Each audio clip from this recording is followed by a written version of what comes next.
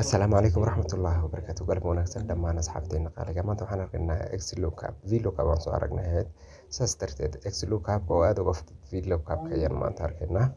Markaas Xlookup si aan u shaqeyno marka hore halkaas name leh magacantan hoos noo yaala mid kamid ayaan ku soo qoranaa hodan ayaan tusaale ku qoranaa halkaas bisha March qof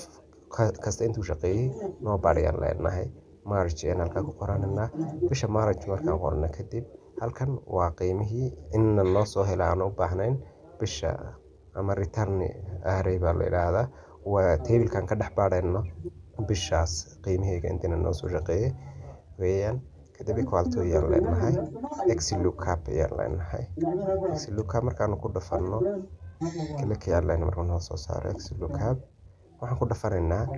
magacaan raadinaynaa bisha dhexdeeda nooga soo baadhaan leenahay ayaan ku dhafanaynaa click E2 markaan niraahdo kooma ayaan leenahay halkay ku jirtaa hodan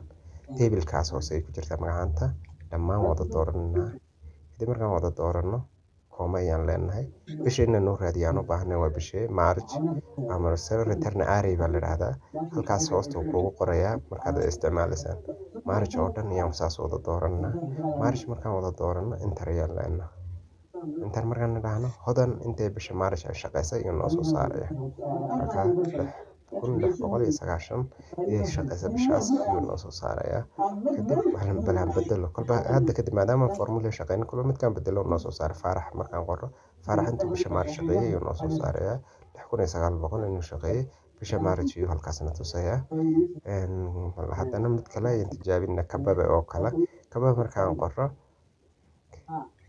bisha March inta shaqeysay iyo noo soo saaray ama uu shaqeeyay noo soo saaray 4000 iyo shaqeeyay saas ayaan ku wadaynaa saas uu noo soo wada saaray dhamaantood mid walba tusaale tagistay oo kale